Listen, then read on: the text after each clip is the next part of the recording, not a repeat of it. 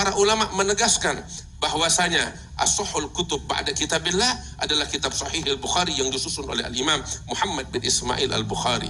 Dan memang ketika kita mengkaji semua para ulama begitu kagum, ulama-ulama besar ahli hadis, mereka begitu kagum dengan apa yang dituangkan oleh Al-Imam Bukhari dalam kitab jami'nya.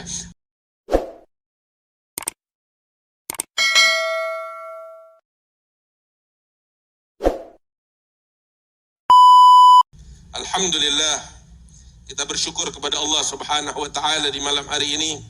Kita dikumpulkan oleh Allah Subhanahu wa taala pada hari 27 Rajab, hari Isra dan Mi'raj, dan malam ini malam Jumat yang diagungkan oleh Allah taala untuk penghataman kitab Sahih al-Bukhari yang diagungkan oleh Allah, dan hadir di tengah-tengah kita para ulama, para habaib, para salihin, orang-orang yang bertakwa kepada Allah taala, para kiai. Mudah-mudahan kehadiran kita di tempat ini membawa keberkahan dari Allah Subhanahu wa taala. Hadirin wal hadirat yang dimuliakan Allah, pembacaan kitab Sahih al-Bukhari yang dibacakan di dalam beberapa waktu ini dari sejak awal Rajab merupakan salah satu kebiasaan yang dilakukan oleh banyak para ulama di berbagai penjuru, khususnya Sadatina Bani Alawi, para habaib kita dari dahulu kala.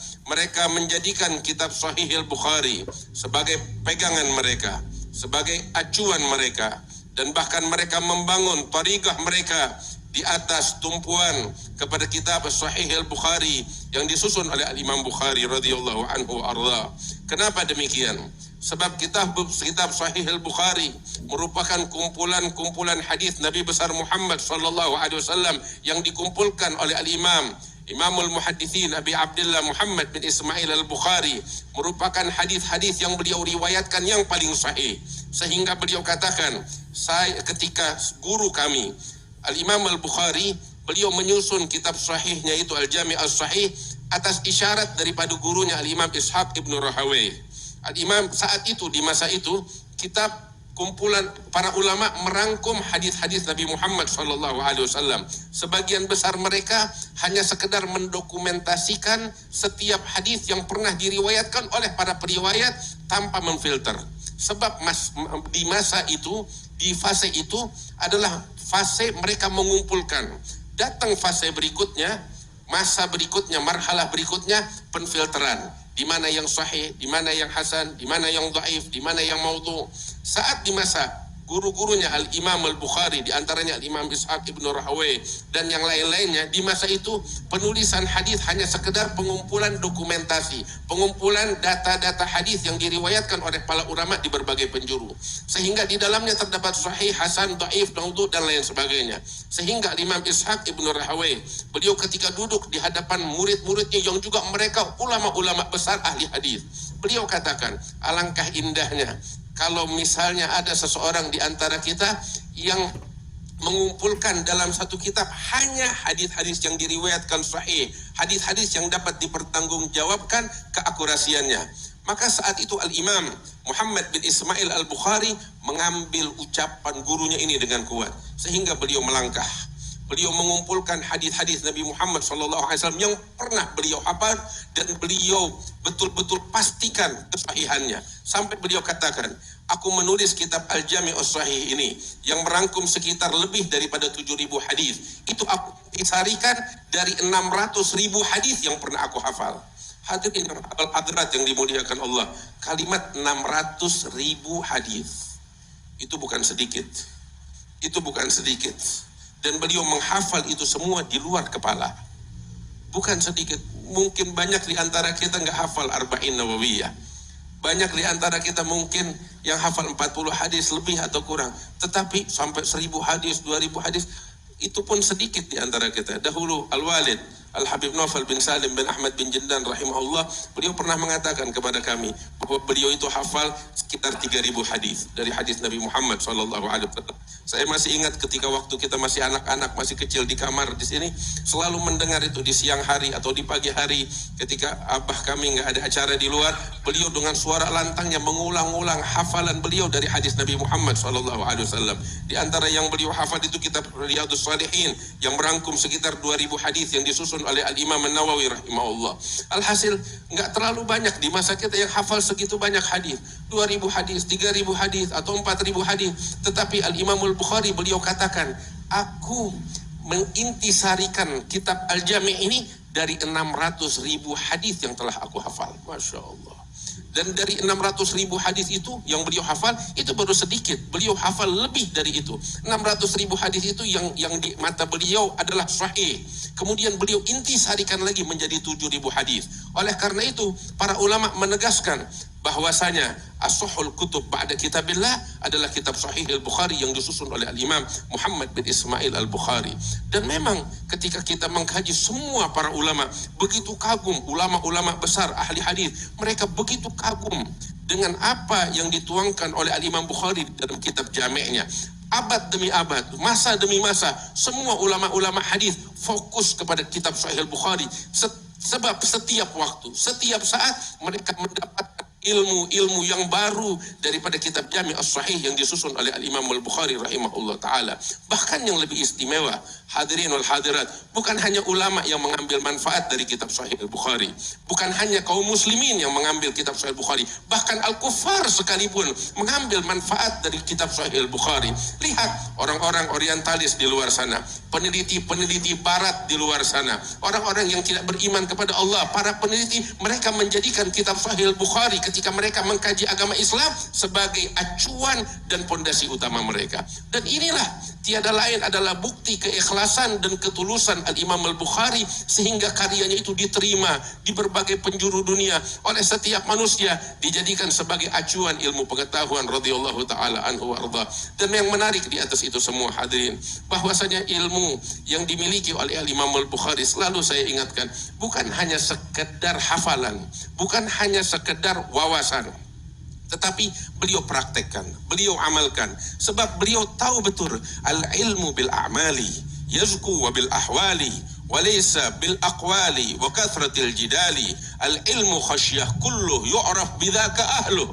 Ilmu itu dengan amal, dengan praktek, dia bertambah ketika keadaan kita, keadaan sehari-hari kita berdiri di atas dasar ilmu. Dia akan bertambah. Ilmu itu bukan ucapan, bukan perdebatan, tetapi ilmu yang sesungguhnya adalah rasa takut kepada Allah yang mendorong seseorang untuk bertakwa kepada Allah, mentaati perintah Allah dan menjauhi segala larangan Allah, untuk patuh kepada aturan-aturan Allah. Itu adalah ilmu yang sesungguhnya. Sehingga beliau katakan, wa hadza namudhaj, dan ini salah satu contoh dari sekian banyak yang dilakukan oleh Al-Imam Al-Bukhari. Beliau katakan, maghtabtu ahadan mundu alimtu annal ghibata haram. Al-Imam Al-Bukhari mengatakan, saya tidak pernah berghibah, saya tidak pernah menyebutkan kejelekan dan keburukan orang lain saat saya mengetahui dari hadis Nabi Muhammad SAW bahwasanya ghibah adalah perkara yang diharamkan oleh Allah Subhanahu wa taala. Lihat, beginilah beliau mengamalkan ilmu beliau, bukan hanya sekedar wawasan, tetapi dipraktekkan dengan sebaik-baiknya. Itulah yang membuat ilmu menjadi bermanfaat. Man amila bima alim aurathahu Allahu ilman ma lam ya'lam. Barang siapa yang mempraktekkan ilmu yang dia ketahui, Allah akan memberikan kepadanya ilmu yang langsung dari Allah, ilmu ladunni wa 'allamnahu min ladunna ilma.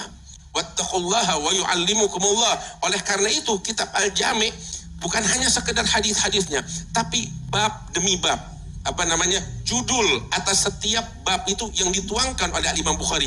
Judulnya saja itu para ulama terheran-heran dengan judulnya yang istimewa yang ditulis oleh Imam Al-Bukhari. Dari judulnya itu ulama mengeluarkan banyak hukum dan banyak ilmu dari setiap judul yang ditulis oleh Imam Bukhari atas kumpulan-kumpulan bab yang beliau tuliskan itu.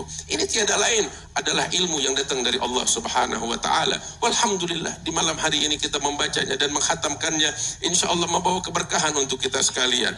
Dan di dalam saat semacam ini, ambil kabar gembira, doa diajabah oleh Allah, pintu langit dibuka oleh Allah. Bagaimana tidak? Hadis Nabi Muhammad dibaca, hadis beliau yang dibaca. Sehingga ketika kita baca hadis, kan kita tahu kalau kita belajar itu syarat hadis sahih itu setiap riwayatnya udul. Tahu artinya udul?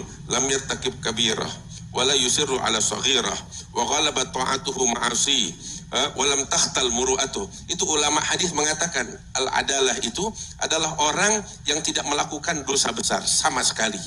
Kalaupun dia melakukan dosa kecil, hanya 1-2 dosa kecil, kemudian bertobat dengan cepat, dengan segera. Kemudian ketaatannya lebih banyak daripada hal-hal yang tidak baik. Artinya mayoritas, sebagian besar yang dia lakukan ketaatan. Dan akhlaknya mulia. Hadirin wal hadirat, orang yang punya kategori semacam ini, itu apa? Orang yang bertakwa kepada Allah. Nggak bikin dosa besar sama sekali, dosa kecil pun cuma 1-2 dan segera bertobat. Ketaatannya lebih dominan daripada hal yang lainnya. Ini apa keperluan para aulia. Dan itulah syarat periwayat hadis yang sahih. Dan ini yang di dalam kitab Al-Imam Al-Bukhari, setiap individu yang dibacakan nama-namanya dan diulang-ulang adalah orang yang semacam ini. Artinya apa? Setiap nama itu kita menyebut nama seorang yang bertakwa. Nama seorang yang dicintai oleh Allah Ta'ala.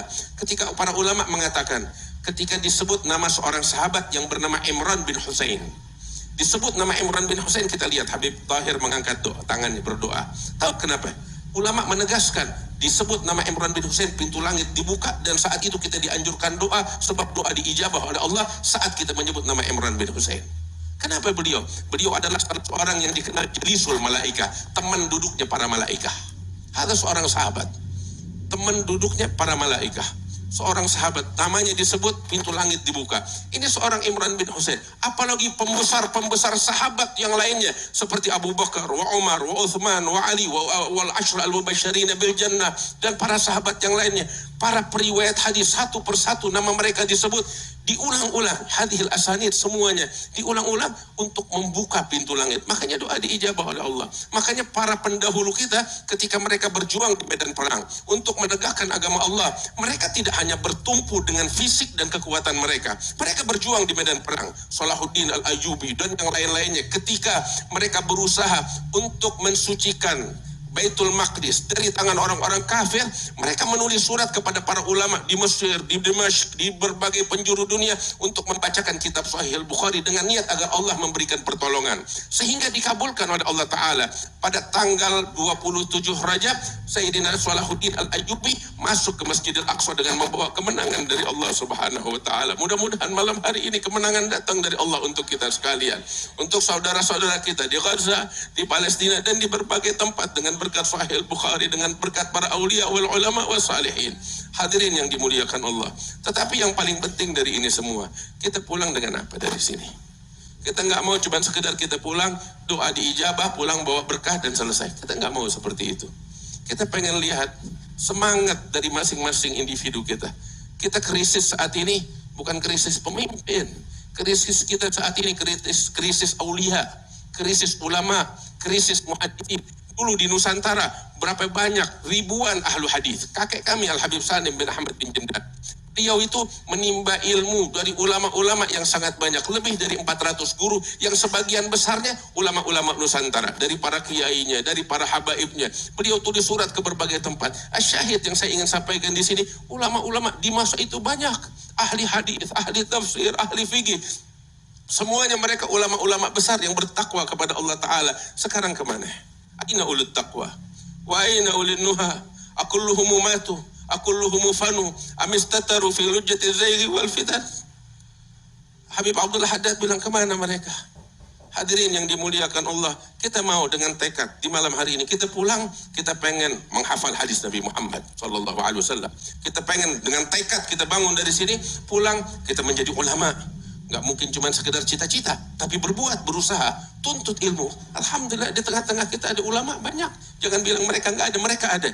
Tinggal kita mau nggak belajar, mau nggak kita melangkah dan datang kepada mereka. Tuntut ilmu, bukan hanya sekedar kita gosidahan bagus, membangkitkan cinta. Tapi setelah cinta apa? Membangkitkan rindu. Tapi setelah rindu apa? Pembuktian atas cinta dan kerinduan kita dengan menuntut ilmu yang sebenar-benarnya, sehingga kita menjadi ulama, menjadi dai, menjadi orang-orang yang menyebarkan agama Allah, agama Rasulullah sallallahu alaihi wasallam. Insyaallah Allah kasih keberkahan bakal kita sekalian. Tadi Al-Habib Tahir memberikan kepada kita sanad hadis, dan juga kakek kami Al-Allamah Al-Habib Salim bin Ahmad bin Jindan, beliau juga meriwayatkan Sahih Al-Bukhari dari guru-gurunya yang sangat banyak.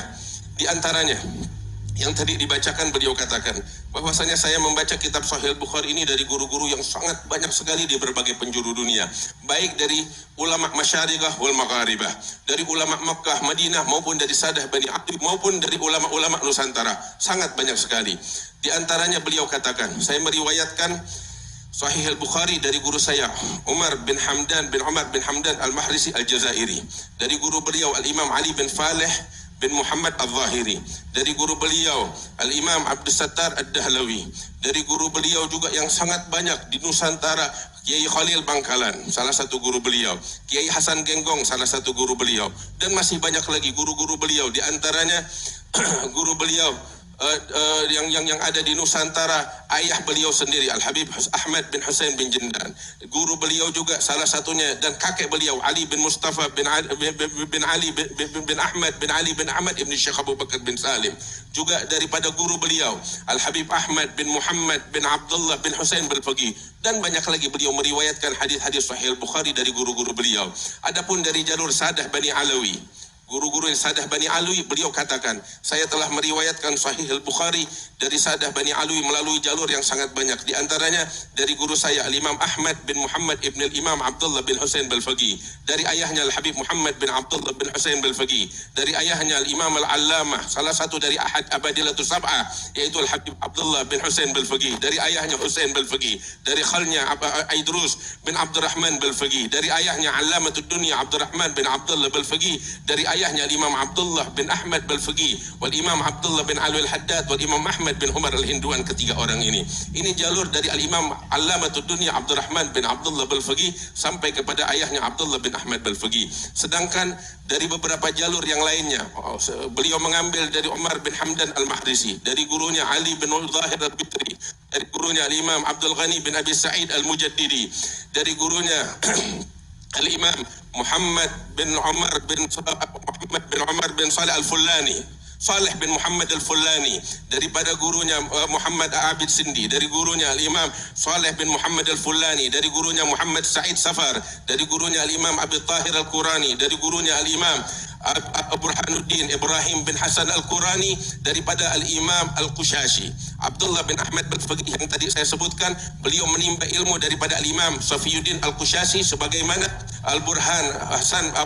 Burhanuddin Ibrahim bin Hasan menimba kepada Al-Imam Al-Qushashi. Wal Imam Al-Qushashi dari gurunya Asy-Syams Muhammad Al-Ramli, dari gurunya Al-Imam Syekhul Islam Zakaria Al-Ansari, dari gurunya Al-Imam Al-Hafidh Ibn Hajar Al-Asqalani. Wal Imam Ibn Hajar Al-Asqalani, beliau mengambil Sahih Al-Bukhari, pertama-tama kali beliau mengambil Sahih Al-Bukhari dari gurunya Abi Muhammad Abdullah bin Muhammad bin Sulaiman An-Naisaburi, daripada gurunya Imam Al-Maqam Abi Ahmad Ibrahim bin Muhammad bin Abi Bakar At-Tabari, dari gurunya Al-Imam Abil Qasim Abdurrahman bin Abi Harmi, daripada gurunya Al-Imam Abil Hasan Ali bin Humaid bin Ammar At-Tarablusi. Dari sini bermuaralah periwayatan Sahih Al-Bukhari kepada At-Tarablusi ini. Adapun dari jalur Sadah Bani Alawi yang tadi sampai kepada Abdullah bin Ahmad Al-Faqih, Abdullah bin Ali Al-Haddad, demikian juga Ahmad bin Umar Al-Hinduan. Tadi Al-Habib Tahir juga menyebutkan periwayatannya sampai kepada Habib Abdullah Haddad, sampai kepada Umar bin Abdurrahman Attas, daripada Husain bin Abi Bakar bin Salim, dari ayahnya Syekh Abu Bakar bin Salim, dari gurunya Umar bin Muhammad bin Ahmad bin Abi Bakar Basyaiban, dari gurunya Al-Imam Al-Adni, wal Imam Al-Adni mengambil daripada Al-Imam As-Sakhawi, was-Sakhawi mengambil daripada Al-Imam Ibn Hajar, sebagaimana tadi periwayatan dari Ibn Hajar yang sampai kepada Al-Imam Abu Hasan Ali bin Humaid bin Ammar At-Tarablusi. Sebagaimana juga Sayyidina Al-Habib Abdullah bin Ahmad Al-Faqih wa Ahmad bin Umar Al-Hinduan wa Abdullah Haddad mengambil dari gurunya Abdurrahman bin Abdullah Baharun. Beliau mengambil dari gurunya Al-Imam Abu Bakar wa Muhammad Al-Hadi ibn Al-Imam Abdurrahman Al-Qadhi, daripada gurunya ayahnya Abdurrahman Al-Qadhi, daripada gurunya Al-Imam Al-Muhaddis Muhammad bin Ali Kharid, daripada gurunya Al-Imam Muhammad bin Abdurrahman Al-Asqa Al-Faqih, daripada gurunya Al-Imam Al-Syekh Ali bin Abi Bakar Sakran wal Imam Abdullah Al-Aidrus bin Abi Bakar Sakran. Keduanya daripada ayah mereka Al-Imam Abu Bakar Sakran dan paman mereka Umar bin Abdurrahman Al-Mihdad Nadar bin Abdurrahman As-Saqqaf, dan mereka keduanya dari ayah mereka Imam Abdurrahman As-Saqqaf, dari ayahnya Muhammad Mauladi Badawilah, dari ayahnya Imam Ali Maulad Darak, dan pamannya Abdullah Ba'alawi. Sebagaimana Abdurrahman As-Saqqaf juga mengambil dari al-Imam Sahibul Amaim Muhammad bin Alawi Sahibul Amaim, dari gurunya Abdullah Ba'alawi. Sebagaimana bisanad Ali a'la min hadza bidarajah, bahwasanya al-Imam Ali bin Abi Bakar Sakran wa Abdullah Al-Idrus mengambil Sahih Al-Bukhari dari guru mereka Muhammad bin Hasan Jamulul Lail, dari Muhammad bin Ali Sahibul Amaim, dari Abdullah Ba'alawi. Wal Imam Abdullah Ba'alawi dari gurunya dan ayahnya Alwi Al-Ghuyur, daripada Ustaz Al-A'zam Al-Faqih Al-Muqaddam Muhammad bin Ali Ba'alawi, daripada gurunya Imam Abil Hasan Ali bin Muhammad bin Jadid Al-Alawi, dari gurunya bermuara kepada al-Imam Abu Abdullah Muhammad bin Ismail bin Abi Saif Al-Yamani, daripada gurunya al-Imam Abul Hasan Ali bin Humaid bin Ammar At-Tarablusi, semua bermuara kepada At-Tarablusi. Wa Tarablusi mengambil dari Abi Maktum Isa bin Abi Dzar Al-Harawi, dari ayahnya al-Imam Abi Dzar Abad bin Ahmad Al-Harawi, dari gurunya daripada al-Imam Abdullah bin Ahmad As-Sarkhasi, wal Imam Abu Ishaq Ibrahim bin Ahmad Al-Mustamli, wal Imam Abu Muhammad bin Makki Al-Kushmihani. Ketiganya mendapatkan daripada Imam Abu Abdullah Muhammad bin Yusuf bin Batar Al-Firabri. Wal Imam Al-Firabri, beliau mengambil Sahih Al-Bukhari 2 kali daripada penulisnya Imam Al-Muhaddithin Abi Abdullah Muhammad bin Ismail bin Ibrahim Al-Bukhari. Dengan sanad periwayatan ini bersambung kepada apa yang disebutkan oleh Imam Al-Bukhari sampai kepada Nabi besar Muhammad sallallahu alaihi wasallam. Insyaallah kita mendapatkan keberkahan dari Allah Subhanahu wa taala.